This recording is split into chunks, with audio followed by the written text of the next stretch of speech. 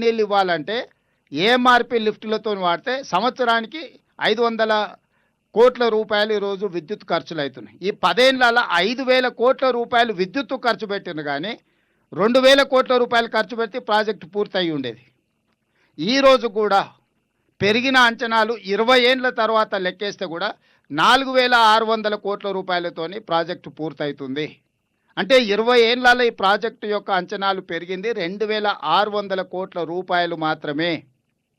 ఆనాడు 2,000 కోట్లతో టెండర్ పిలిస్తే ఈనాడు ఈ రోజున్న అంచనాల ప్రకారం 4,600 కోట్ల రూపాయలు. అంటే కేవలం 2,600 కోట్ల రూపాయల అంచనాలు పెరిగితే 30 టీఎంసీలు 3 లక్షల ఎకరాలకు మనము గ్రావిటీ ద్వారా నీళ్ళు ఇచ్చుకున్న ప్రాజెక్టును దుర్మార్గమైన ఆలోచనతోని రాజకీయపరమైన ద్వేషంతో నల్గొండ జిల్లాకు మహబూబ్నగర్ జిల్లాకు చంద్రశేఖరరావు గారు తీరని అన్యాయం చేశారు.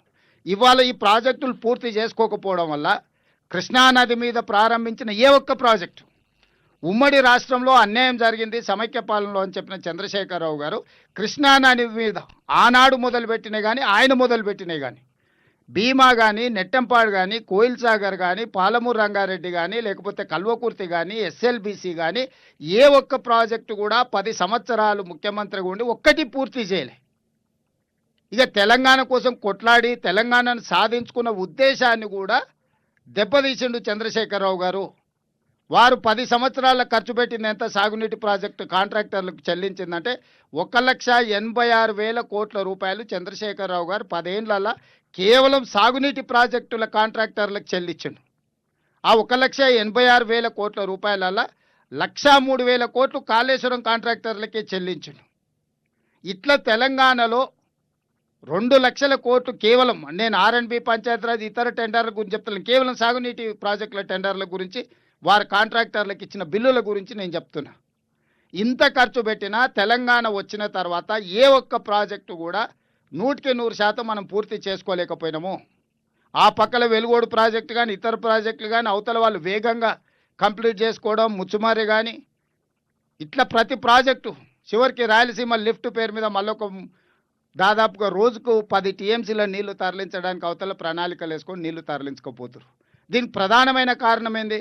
కృష్ణానదిలో మన వాటా మనం వాడుకోకపోవడం వల్ల 811 టీఎంసీలు నికర జలాలలో చంద్రశేఖరరావు గారు స్వయంగా హరీష్ రావు గారు పోయి 512 టీఎంసీలు ఆంధ్రప్రదేశ్ తీసుకెళ్ళండి, కేవలం 299 టీఎంసీలు మాకు చాలని సంతకాలు పెట్టి వచ్చారు 10 సంవత్సరాలు. ఇలా ఉత్తమ్ కుమార్ రెడ్డి గారు మంత్రి అయినాక నేను ముఖ్యమంత్రి అయినాక అన్ని దగ్గరలో మా అభ్యంతరాలు పెడితే వాళ్ళకు సుప్రీంకోర్టులో కూడా ఇదే వేసారు. ఆల్రెడీ తెలంగాణ ప్రభుత్వం 299 టీఎంసీలకు ఒప్పుకున్నది కాబట్టి కొత్త ట్రిబ్యునల్లో మీరు అదనంగా అడగడానికి మీకు అవకాశం లేదు, మీరు ఎట్లా అడుగుతారని ఈరోజు ఆంధ్రప్రదేశ్ వాదన తీసుకొచ్చింది. మేము చెప్పినాం అతను తప్పుడు ఆలోచనలతోని దురుద్దేశంతో అవగాహన రాహిత్యంతో ఇట్లాంటి సంతకాలు పెట్టిండు. వాటిని ఒప్పుకునే సమస్యనే లేదు. మాకు సహజ న్యాయ సూత్రాల ప్రకారం కృష్ణానదిలో మాకు రావాల్సిన వాటా రావాల్సిందే అని చెప్పి ఈరోజు సుప్రీంకోర్టుతో సహా ట్రిబ్యునల్ ముందు మనం వాదనలు వినిపిస్తున్నాం. వాదనలో ఒక కొలిక్కి వస్తున్నాయి. ఇదొక పక్కన ఉంటే మనకు నిజంగా అన్యాయం జరగడానికి 10 సంవత్సరాలు ఈ ప్రాజెక్టులను పూర్తి చేయలేకపోవడము. ఈరోజు అన్ని ప్రాజెక్టుల మీద ఆంధ్రప్రదేశ్ అభ్యంతరాలు పెడుతుంది. ఎందుకు పెడుతుంది? అసంపూర్తిగా ఉన్నాయి కాబట్టి అభ్యంతరాలు పెట్టారు పనులు చేయొద్దని. 10 సంవత్సరాలు అగ్రెసివ్గా డే నైట్ మనం కంప్లీట్ చేసుకుంటే కృష్ణానది మీద నుంచి మనం దాదాపుగా 500 టీఎంసీలు వాడుకోవడానికి అన్ని ప్రాజెక్టులు పూర్తి అయి ఉండేటివి. ఇవాళ చంద్రశేఖరరావు ఈ ప్రాజెక్టులను పూర్తి చేయకపోవడం వల్ల నిర్లక్ష్యం వహించడం వల్లనే ఈరోజు ఆంధ్రప్రదేశ్కి అలసైపోయింది. ఆంధ్రప్రదేశ్కి అవకాశం వచ్చింది మన మీద కంప్లైంట్లు పెట్టి మన ప్రాజెక్టులు ఆపడానికి. నిన్నగాక మొన్న మొదలు పెట్టుకున్న నారాయణపేట కొడంగల్ లిఫ్ట్ ఇరిగేషన్ కూడా ఆ రోజు నేను తెచ్చుకున్నది 2014లో. దాన్ని కూడా 69 జీవో ఇక్కడున్న మిత్రులందరికీ తెలుసు.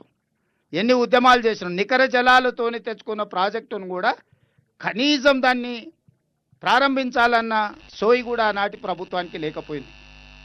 ఈ నేపథ్యంలో మనకు అత్యంత తక్కువ ఖర్చుతోటి భారతదేశంలో ఇంత తక్కువ ఖర్చుతోని 30 టీఎంసీల నీళ్లు తీసుకెళ్లడానికి ఎక్కడా ప్రాజెక్టు లేదు. ఇది మామూలు సందర్భంలోనే 30 టీఎంసీలు.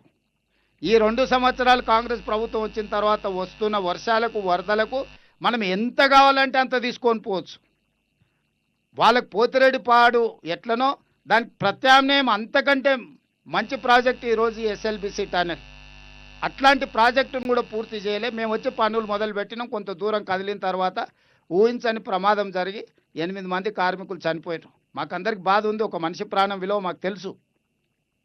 వాళ్ళ కుటుంబాలను ఆదుకునే ప్రయత్నం చేసిన ఉత్తమ్ కుమార్ రెడ్డి గారు ఆ సందర్భంలో ఇక్కడనే ఉండడం కాదు, వారు భారత సైన్యంలో పనిచేయడం వల్ల వారికి ఉన్న పరిచయాలను ఉపయోగించి ప్రధానమంత్రితో సహా ప్రతి మంత్రితో మాట్లాడి ఈరోజు భారత సైన్యంలో ఉన్న అత్యంత నైపుణ్యం కలిగిన అధికారులందరినీ కూడా ఇక్కడికి రప్పించి శాశ్వతంగా ఇక్కడ కూర్చోబెట్టి సమస్యలు పరిష్కరించడానికి ప్రయత్నం చేసినాం.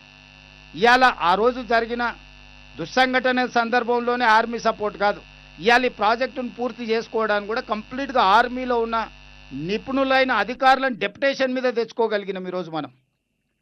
ఈరోజు ఉత్తమ్ కుమార్ రెడ్డి గారు భారత సైన్యంలో పనిచేయడం వల్ల ఇవన్నీ మనకు ప్రయోజనాలు చేకూరి ఈరోజు 20 ఏళ్ల క్రితం tunnel bore machine advanced technology